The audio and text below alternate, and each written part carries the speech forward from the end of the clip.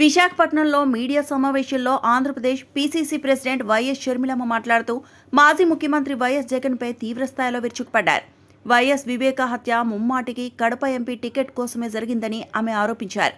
అవినాష్ రెడ్డికి టికెట్ ఇవ్వవద్దని వివేక స్వయంగా చెప్పినా జగన్ వినలేదని, నిందితులను కాపాడేందుకే 5 ఏళ్ల పాటు జగన్ ప్రయత్నించారని మండిపడ్డారు.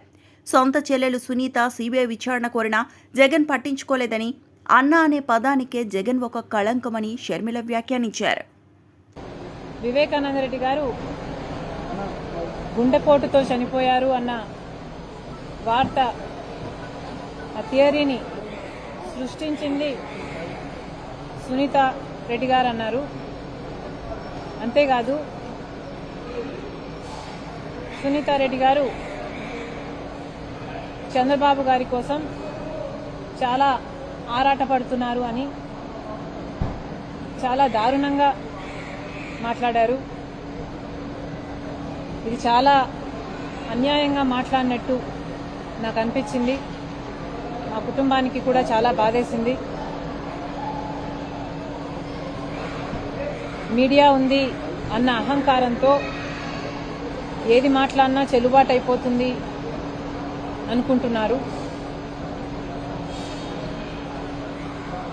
పలుకుబడి ఉంది అన్న అహంకారంతో ఎన్ని నేరాలు చేసైనా తప్పించుకోవచ్చు అనుకుంటున్నారు. డబ్బు ఉంది అన్న అహంకారంతో సోషల్ మీడియాలో వాళ్ళ సైతాన్ సైన్యం చేత ఎవరినైనా వ్యక్తిగత హననం చేయటానికి సిద్ధపడ్డారు. ఇది ఎంత దారుణంగా ఉంది అన్నది ఒకసారి వాళ్ళే ప్రశ్నించుకోవాలి. అసలు వివేకానంద రెడ్డి గారు గుండెపోటుతో చనిపోయారు అని అన్న థియరీని సునీతనే సృష్టించింది అని మాట్లాడారు అవినాష్ రెడ్డి గారు.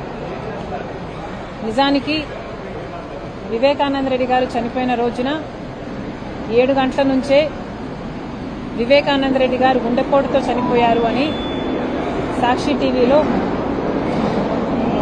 రీలే జరుగుతూనే ఉంది. సునీత ఏమో, మేము సునీత అందరం కూడా హైదరాబాదులో ఉన్నాం. ఈ వార్త విని ఒక షాకుకు గురయ్యాం. మరి సాక్షి టీవీ లోకల్గా పులివెందల నుంచి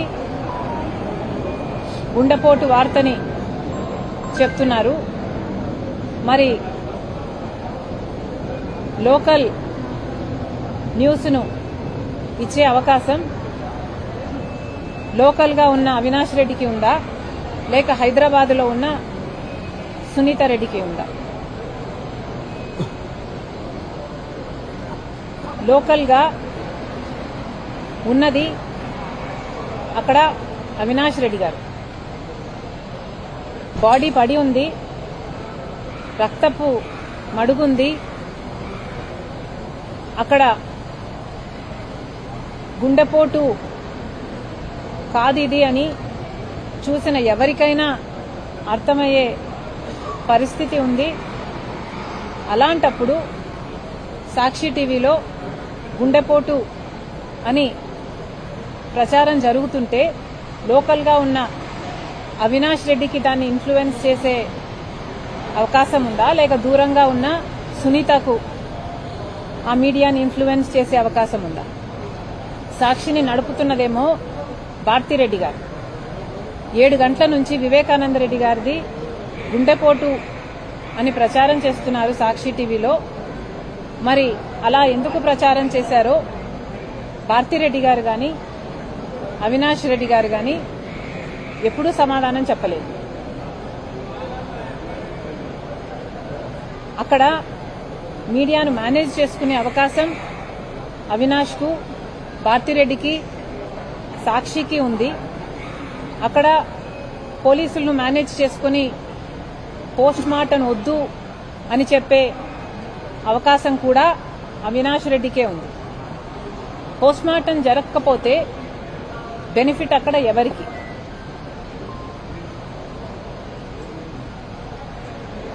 గుండెపోటుతో వివేకానంద రెడ్డి గారు మరణించారు అని చెప్తున్నా సాక్షికి బెనిఫిట్ ఉంది.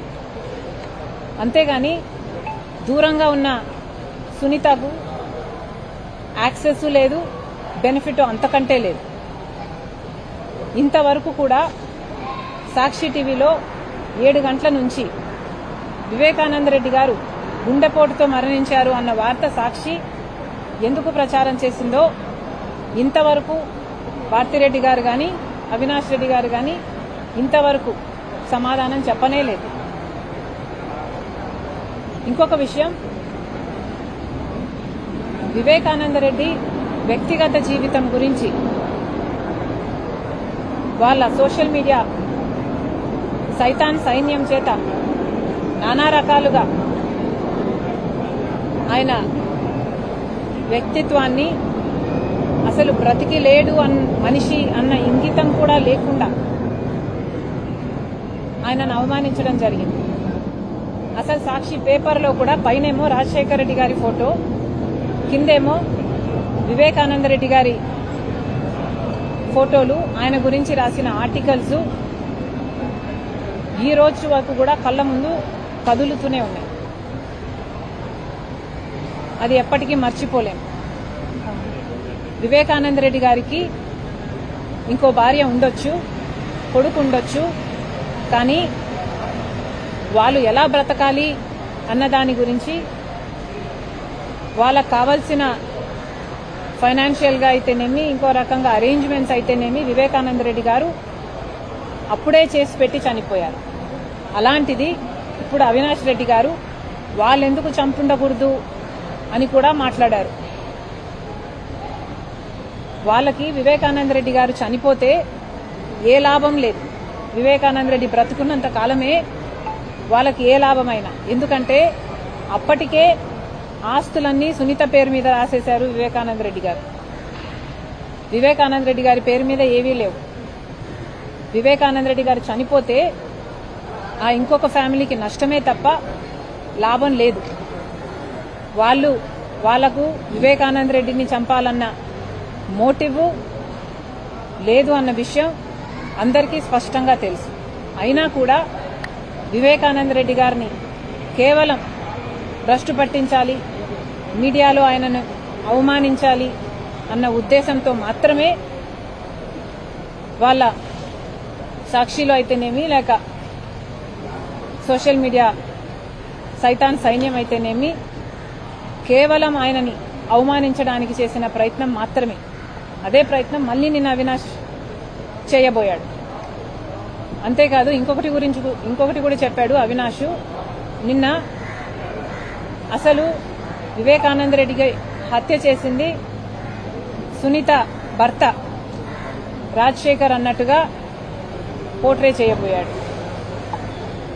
నిజానికి కొడుకు లేని లోటు తీర్చిన వాడు సునీత భర్త రాజశేఖర్ మామ అని ఎందుకంటామంటే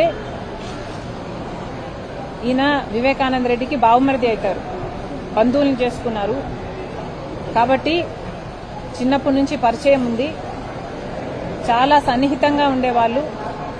సునీత కంటే కూడా రాజశేఖర్ మామనే ఎక్కువ ప్రాక్సిమిటీ, ఎక్కువ క్లోజ్నెస్ ఉండేది. ప్రాబబ్లీ సునీత కంటే కూడా ఎక్కువ రాజశేఖర్ మామే చిన్నానని ప్రేమించాడేమో, అంత బాగా అంత సన్నిహితంగా ఉండేవాళ్ళు. అలాంటిది సునీత భర్తే ఎందుకు చంపుండకూడదు అని నిన్న మాట్లాడడం జరిగింది. ఇక్కడ గుర్తుపెట్టుకోవాల్సిన విషయం ఏమిటి అంటే, హత్య జరిగిన రోజున 7 గంటల నుంచి వివేకానంద రెడ్డి ఇది గుండెపోటు అని ప్రచారం చేసింది సాక్షి, అంటే జగన్మోహన్ రెడ్డి గారు. ఆ తర్వాత హత్యా ప్రదేశానికి వచ్చి ఇది గుండెపోటు కాదు హత్య అని చెప్పింది జగన్మోహన్ రెడ్డి గారు.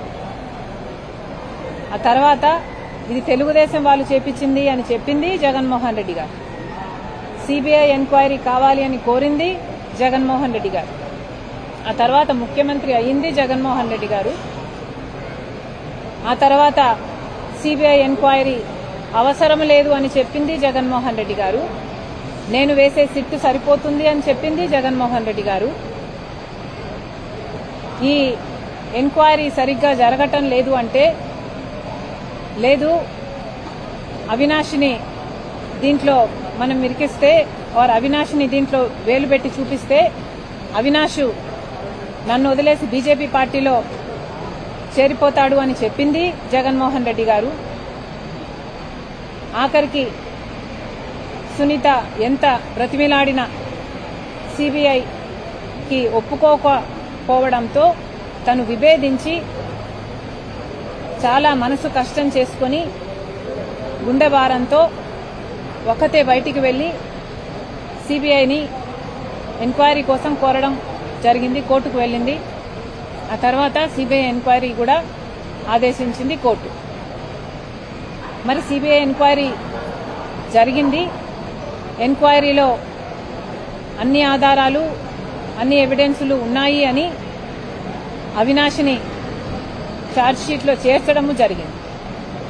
మరి నిజంగానే హత్యలో అవినాష్ రెడ్డి పాత్ర లేదు, సునీత భర్త రాజశేఖర్ది ఉంది అంటే మరి సిబిఐకి ఆ ఆధారాలు ఎందుకు దొరకలేదు? సిబిఐ అన్ని ఆధారాలు అవినాష్ మీదనే ఎందుకు సేకరించింది? ఎందుకంటే నిందితుడు అవినాష్ అని సిబిఐ కూడా అర్థమైంది కాబట్టి. అంతెందుకు జగన్మోహన్ రెడ్డి గారు 5 సంవత్సరాలు ముఖ్యమంత్రిగా ఉన్నారు. మరి జగన్మోహన్ రెడ్డి గారు సునీత భర్తే హత్య చేశాడు అని ఇప్పుడు వీళ్ళు ఏదైతే థియరీ చెప్తున్నారో ఇదే నిజం అయి ఉంటే మరి జగన్మోహన్ రెడ్డి గారు ఎందుకు ఎంక్వైరీ వేయలేదు? ఎందుకు సాక్ష్యాలు సేకరించలేదు? సునీత భర్తే హత్య చేశాడు అని ఒక్క సాక్ష్యమైనా ఎందుకు బయట పెట్టలేదు? లేదా చిన్నాయన వేరే ఫ్యామిలీ హత్య చేశారు అని ఒక్క సాక్ష్యమైనా ఎందుకు బయట పెట్టలేదు? లేదా తెలుగుదేశం వాళ్ళే చంపించారు అని వాళ్ళు అన్నారు, పోనీ వాళ్ళ మీదైనా ఒక్క సాక్ష్యమైనా ఎందుకు బయట పెట్టలేదు? మీకు అధికారం 5 సంవత్సరాలు ఉంది, మీ చేతుల్లో పవర్ ఉంది, మీ చేతుల్లో పోలీసులు ఉన్నారు, ఎంక్వైరీ సిస్టమ్స్ ఉన్నాయి. అయినా కూడా మీరు ఒక్క ఆధారం కూడా మీరు చెప్తున్న ఈ థియరీలు సపోర్ట్ చేస్తూ ఒక్క ఆధారం కూడా మీకు దొరకలేదు, మీరు బయట పెట్టలేదు అంటే దానికి కారణం అది అవాస్తవం కాబట్టి, దాంట్లో నిజం లేదు కాబట్టి. ఇది వాళ్లకు తెలుసు, ప్రజలకు కూడా తెలుసు. కానీ మీడియా ఉంది కదా అని పెద్ద పెద్ద పాంఫ్లెట్లు వేసుకుంటున్నారు, పెద్ద పెద్ద బ్యానర్ ఐటమ్లు వేసుకుని వాళ్ళకు కావాల్సిన నెరేటివ్ సెట్ చేయడానికి ప్రయత్నిస్తున్నారు. ఇది ఎలా ఉంది అంటే ప్రజలని కన్విన్స్ చేయలేకపోతే ప్రజల్ని కన్ఫ్యూజ్ చేయండి అన్నట్టుగా వాళ్ళ స్ట్రాటజీ ఉన్నట్టుగా కనిపిస్తుంది. కానీ వాస్తవం ఏమిటి అంటే ఈ హత్య ముమ్మాటికి కడప ఎంపీ టికెట్ విషయంగానే జరిగింది. ఇంత ఖచ్చితంగా ఎందుకు చెప్పగలుగుతున్నామంటే చిన్నాన వివేకానంద రెడ్డి గారు నా దగ్గరికి, నా ఇంటికి వచ్చి దాదాపు 2 గంటల పాటు ఈ విషయం నాతో చర్చించడం జరిగింది. కడప ఎంపీ టికెట్కు అవినాష్ కరెక్ట్ కాదు అన్న విషయం వివేకానంద రెడ్డి గారు గట్టిగా నమ్మారు. అదే జగన్మోహన్ రెడ్డి గారితో సహా అందరికీ చెప్పారు కూడా. అయినా కూడా జగన్మోహన్ రెడ్డి గారు అవినాష్కే టికెట్ ఇచ్చారు. ఇచ్చిన తర్వాత ఇక వివేకానంద రెడ్డి గారు కూడా జగన్మోహన్ రెడ్డి గారి మాట గౌరవించి అవినాష్ గెలుపు కోసమే కృషి చేశారు. కానీ ఈసారి అడ్డుకున్న వివేకానంద రెడ్డి గారు ఎప్పటికైనా తనకు అడ్డే అని అవినాష్కి అర్థమైంది. ఈ అడ్డును తొలగించుకోకపోతే ఎప్పటికైనా అవినాష్కి ఇబ్బందే అని అవినాష్కి వాళ్ళ తండ్రికి అర్థమైంది. కాబట్టే ఈ హత్య జరిగింది. ఇవేవీ తెలియనట్టుగా, ఇదేది నిజము కానట్టుగా ఇప్పుడు సునీత భర్తే హత్య చేయించాడు, సునీతే వాళ్ళ నాన్న గుండెపోటుతో చనిపోయాడు అన్న వార్తను సృష్టించింది ఆర్ పుట్టించింది సునీత చంద్రబాబు గారి కోసం పనిచేస్తుంది అని ఈ మాటలన్నీ కూడా మిమ్మల్ని మీరు రక్షించుకోవడానికి చేస్తున్న ప్రయత్నంగా కనిపిస్తున్నాయి తప్పితే మిమ్మల్ని నిర్దోషులుగా చూపించటం లేదు. ఈ రోజు వరకు కూడా సునీతకు ప్రాణహాని ఉంది అని తెలిసి కూడా సునీత ధైర్యంగా మహిళ అయినా ఒంటరిగా ఈ పోరాటం చేస్తుంది. న్యాయం కోసం, తన తండ్రి మరణం వెనుక ఉన్న నిజం కోసం అలుపెరగకుండా ఇంత పోరాటం చేస్తుందే. కనీసం అన్నగా జగన్మోహన్ రెడ్డి గారికి వీసంత కనికరమైనా లేదా? మీ మనస్సాక్షిని అడగండి, నిజమేదో. అసలు సునీత, చిన్నమ్మ బాధితులు కాదా? మరి వాళ్ళకు చూపించాల్సింది కనికరం కాదా? అలా కాకుండా బాధితుల పక్షాన నిలబడకుండా నిందితుల పక్షాన నిలబడ్డారు మీరు అంటే ఇది రాజశేఖర రెడ్డి గారి బ్రతికే ఉండుంటే ఎంత బాధపడేవారో మా అందరికీ తెలుసు. చంద్రబాబు గారిని కలిసింది అని మీరు ఇంతగా ఆరోపిస్తున్నారే సునీతను. అసలు చంద్రబాబు గారిని సునీత ఎందుకు కలిసింది?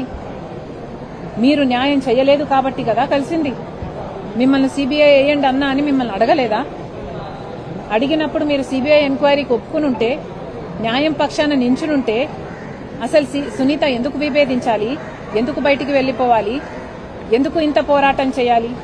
ఎందుకు చంద్రబాబు గారి గడప తొక్కాలి? ఈరోజు సునీత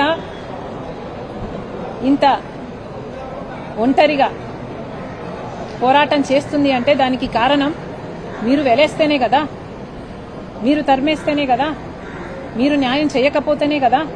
తనకి కర్మ పట్టింది ఈరోజు చంద్రబాబు గారిని అడిగేంత కర్మ. అయినా ఏమడిగింది? మీకు చేతనైనంత న్యాయం చేయండి అని అడిగింది. పోనీ చంద్రబాబు గారైనా చేస్తున్నారా?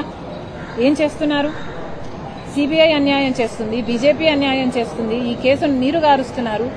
చంద్రబాబు గారు ముఖ్యమంత్రిగా ఆడబిడ్డ కోసమైనా న్యాయం జరిపించండి అని బీజేపీని, సిబిఐని అడగాల్సిన బాధ్యత, డిమాండ్ చేయాల్సిన బాధ్యత ముఖ్యమంత్రిగా చంద్రబాబు గారికి లేదా?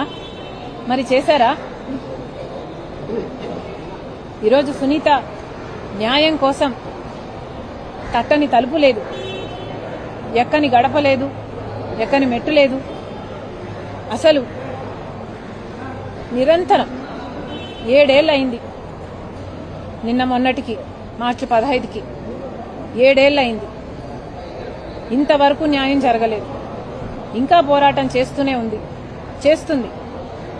తన ప్రాణం ఉన్నంత వరకు చేస్తుంది. అంత గట్టిగా నిలబడ్డ ఆడబిడ్డ మీద ఇంత దారుణంగా మీకు మీడియా ఉంది కదా అని మాట్లాడడం అన్యాయం అని మీకు అనిపించడం లేదా? వాళ్ళ సొంత నాన్న హార్ట్అటాక్తో చనిపోయారు అన్న వార్త సునీత పుట్టించిందా? సాక్షి పుట్టించలేదా? మీకు పాత్ర లేదా? అవినాష్ కాదా అక్కడ ఉన్నది లోకల్గా? సునీత వివేకానంద రెడ్డిని చంపింది సునీత భర్తన. మీకు తెలియదా ఎవరు చంపారు? అసలు ఇలాంటి అన్న ఉంటే ఇక శత్రువులు అనవసరం. అన్న అన్న పదానికి కలంకం ఈరోజు జగన్మోహన్ రెడ్డి గారు. ఇంతకంటే మీకేం చెప్పాలి?